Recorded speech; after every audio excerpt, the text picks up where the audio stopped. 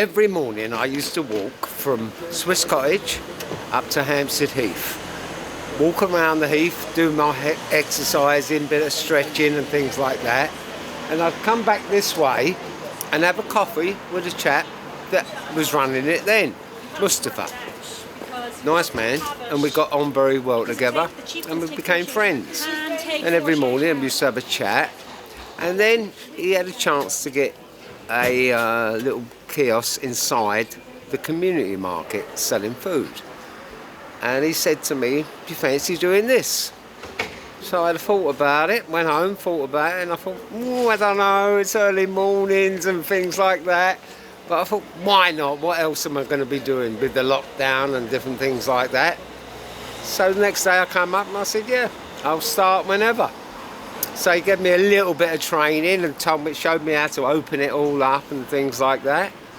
And that's when it started. It gave me a chance to get out and to talk to people. And since then I've spoke to thousands of people. Since I've been doing it, I have. I think a lot of people I help with the conversation, like, you know, they're stuck indoors and they come out. And I've got a few elderly people, they sit down on the bench. I give them a cup of tea and a Kit Kat or something like that. And, you know, they really enjoy it. I enjoy it as well. I enjoy talking to them because, you know, sometimes I'm not selling coffee, so I'm just standing there and it's nice to have someone to chat to. About 5-6 years ago, a chap, his name's Eddie, he's from Brighton, and he had the idea, so he went to see British Telecom and said, how much do you want for your boxes? And they thought about it. He said, well, I'll tell you what I'll do. I'll have a few hundred, I'll give you £1 each for them. And they agreed. He's been renting them out ever since and made himself a millionaire out of it. What I like about this, it's the original, it's the first. And if you've got something that's the first, you've got something better than this if it was the second. A woman come to talk to me a little while back, and she was obviously a rich family, and there's 3 telephone boxes in Hampstead, and she wanted to buy the 3 of them. And I think she would have paid somewhere in the region for the 3 120,000, because they are never going to be moved. And but you could never get your money back. It'd take too long in rent to get your money back. But they just liked the idea, but the condition was that I had to stay with this box. So we'll see, you know, we'll just see how it goes. Lots of businesses that are going under, they tell me. Well, these will never go under because they're not going anywhere. You know, it's not like you're going to move them somewhere else. And this is Hampstead High Street. It's not a normal high street. It's one of the wealthiest and most known high streets in London. I'll keep it as nice as I can keep it, because you've got to remember they're 90 years old. These are a British icon. They've got the crown of George, like the King George on them, and so they should have been looked after. The government should have looked after them. Once BT couldn't handle it, someone should have stepped in to look after these. Let me show you the first, I don't know if you'll see it, let me see if I can find it. A photograph that I had of the first phone box. That was the first ever phone box in London. And it hasn't changed that much really. It's taller than my one, because the gentleman that had top hats didn't have to take them off. And so that's what happened. They made it, but then all of a sudden they made this size, and this was the size that became more popular. But that was why they had it a taller one, so the gentleman never had to take their hats off, they could just make their phone call. And that's 90 years ago, so it's crazy. Right, now first thing I've got to do is give these a quick rinse for my regular customers. They don't pay, but they're good to me as well. I'll get a bit of fruit every week of a Saturday. So you scratch my back, I'll scratch yours, as simple as that. If we can help each other in Hampstead, we do. Yorkshire tea seems to be their favourite. This one's always 1 sugar. That's for Lawrence. That's Ian's. Lawrence and Pat, the butcher. They love it when I get here. Now I'm just going to run this over to the gentleman.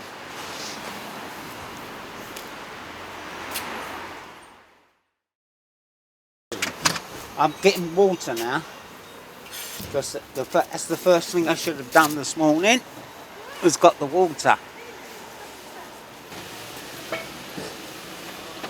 But it gets heavier all the time. Right, the electricity. What happens, I normally go to the post office across the road and I have a key. And I have £20 put on that key. The box is round the back.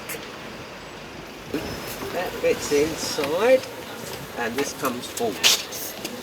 This fits in there, just push it in, press the button, bip, bip, bip. Look up on the little screen, £20. It's cappuccino. I just keep running, but you're going to warm me up with this cappuccino. Right. Weaving over the heath. Yeah, down the heath. And then realised that I was about to go for a swim, but I realised that I've got my swimming costume on. And they've bloody closed now because I didn't realise the date. The mixed pond is now closed for winter. Oh so yeah, I'm not of course. happy about that. Yeah. Pissed me off actually. Help yourself to a biscuit, my sweet. Take that. Hold that. That's great. I've got to give you 50 minutes. Oh, that's all right, Jack. Yeah. You sure? Help yourself to a biscuit, my darling. Push it chocolate, this one. Yeah, why not? That's what it's there for. He's looking after you. Take your time.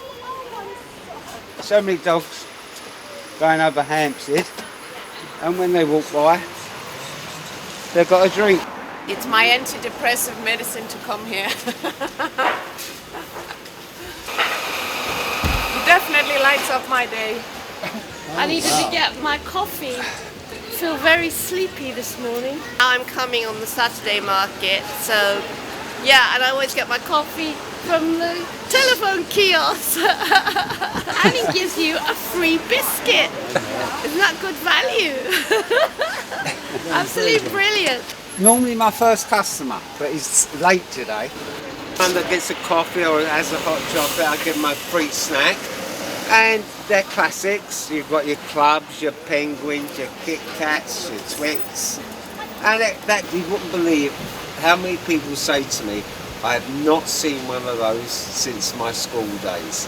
And they're like 35s to 40-year-olds. And it's nice. It's gone through.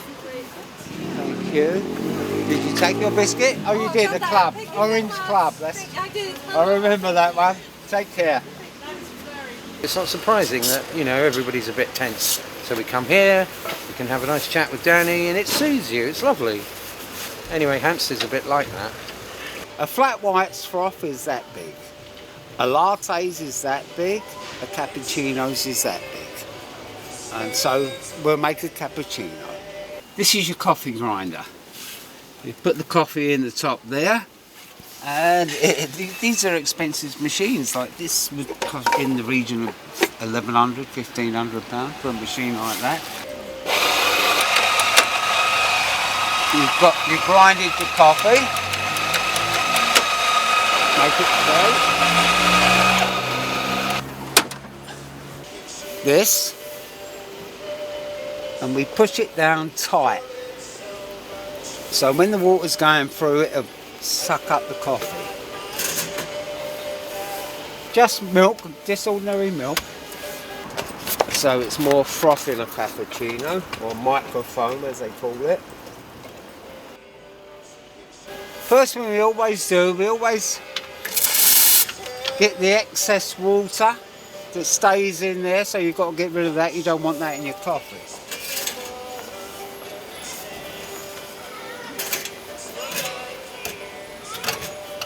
Tight. Right, so I have a double shot. So while that's working, we get to go with the milk.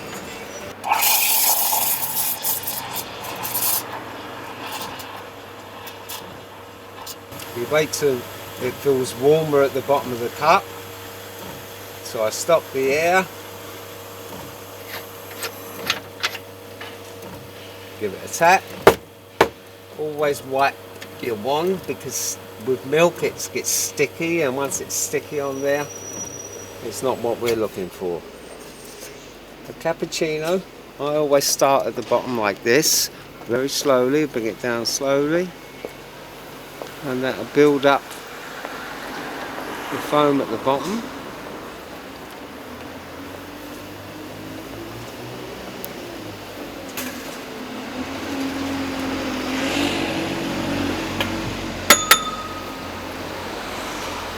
Bit of chocolate on the top.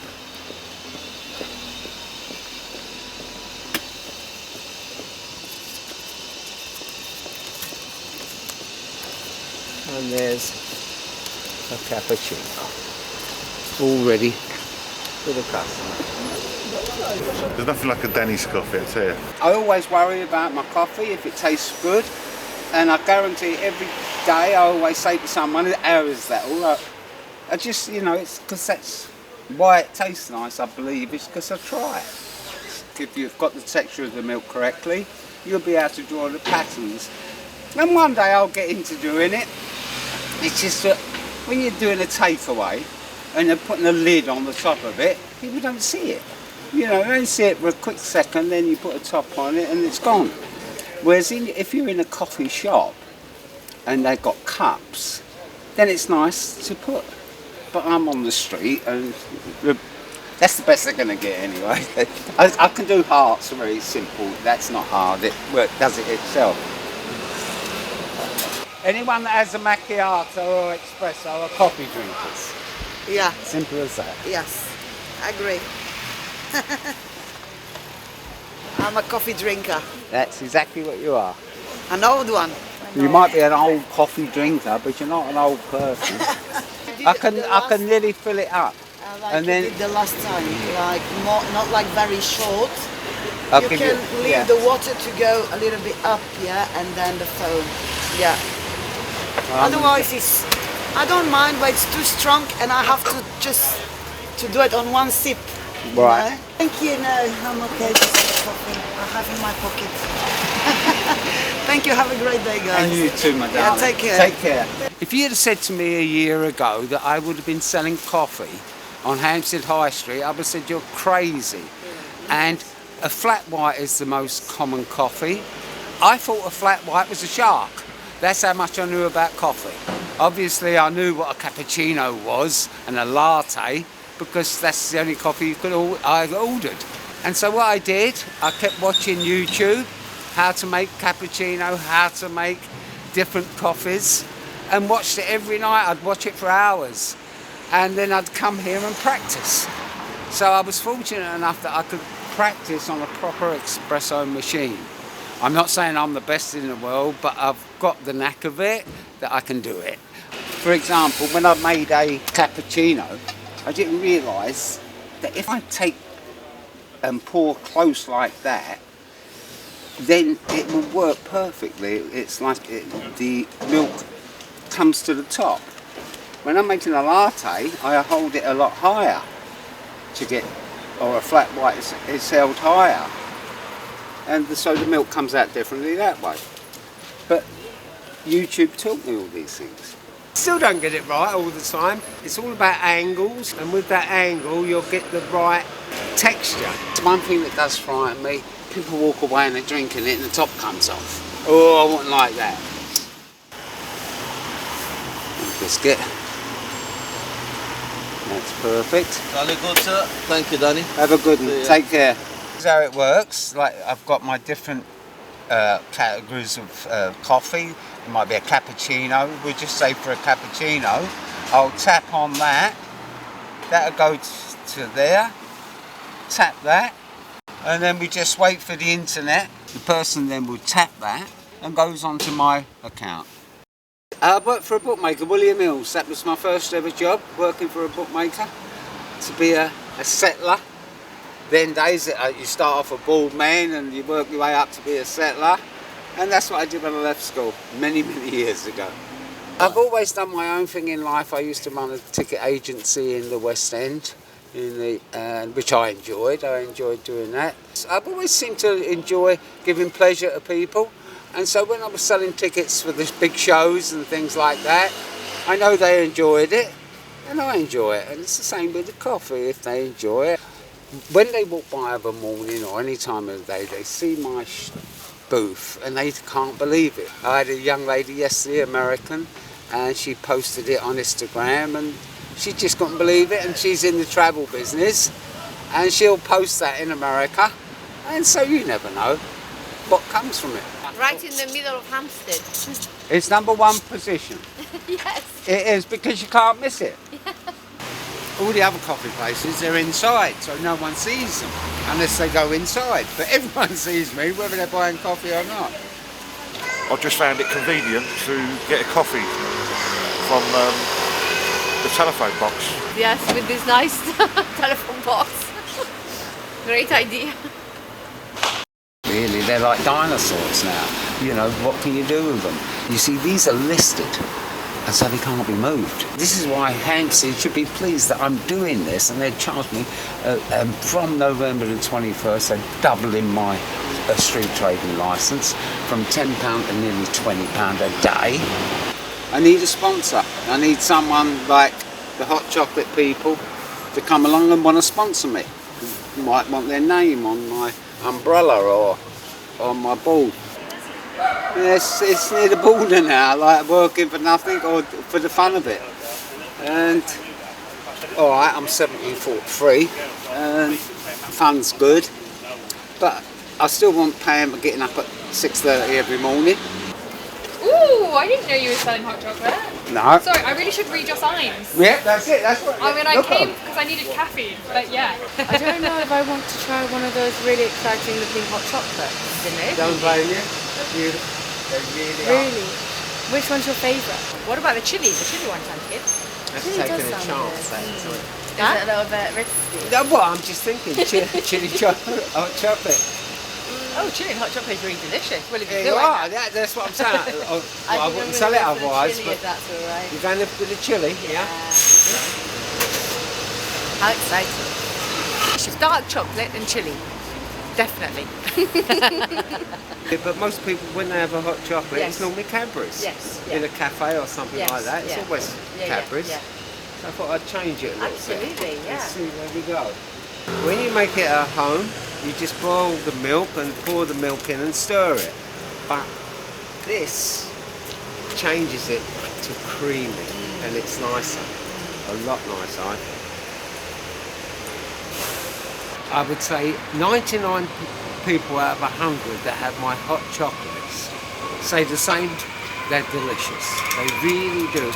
They think they're delicious. And the worst review I've had from my hot chocolate is good. Here's my 2 customers.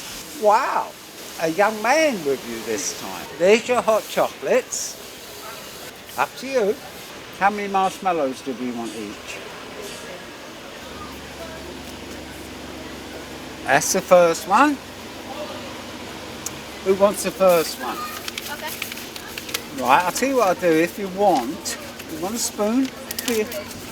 You might as well have a spoon there. You can get the marshmallow out if you want. One for you.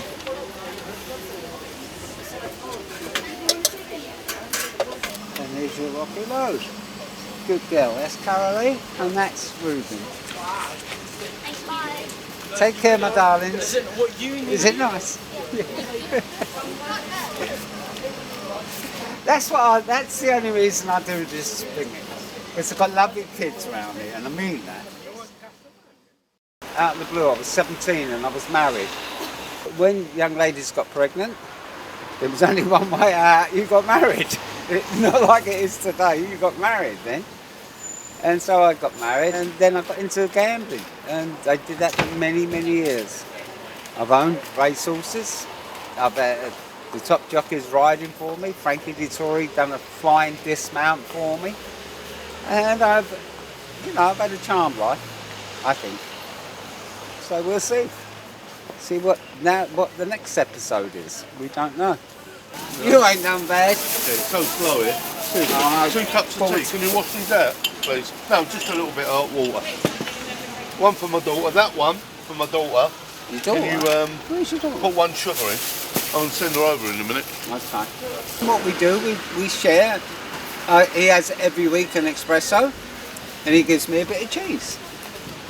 Tonight, I will get a bit of fruit off of Ian. He's had 4 cups of teas. He'll give me a bit of fruit. That's how it should work. And I've given me his espresso. There's my bit of cheese. I promise you it's beautiful cheese. So that'll go down nicely a little bit later. Powder. Cheese. Here's a smiley face.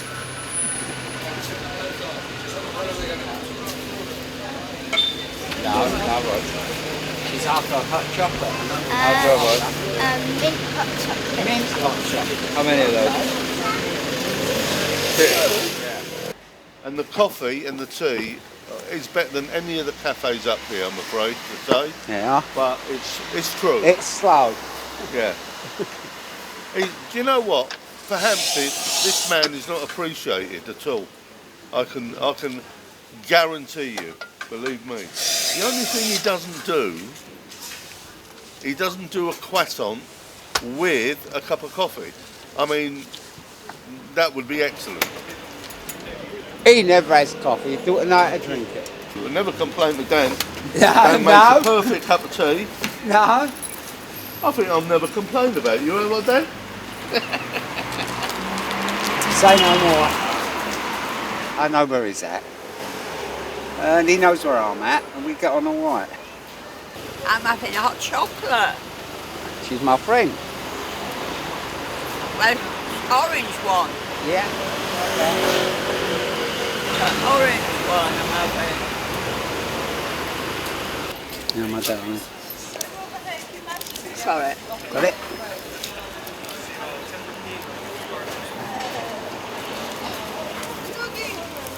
Oh, that's nice. What happened a few months ago, well, not a few months, about 6 months ago, the children were coming along and I thought of a good idea, which would give them a little bit to do instead of going home and looking at their computers. And I said, why don't you draw myself and the box?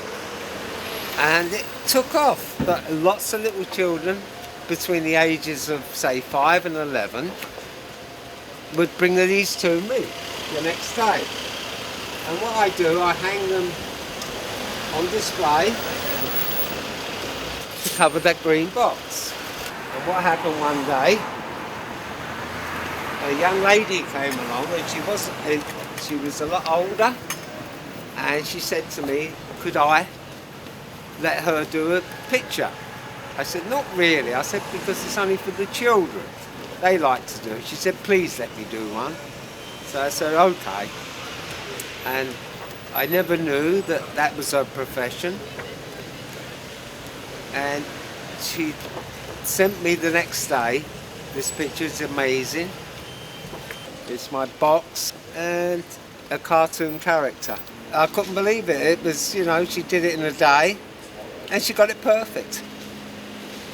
And that's, you know, I became a cartoon character. That's Alice. That was the first picture ever drawn. And her sister, Imogen, they were the first two.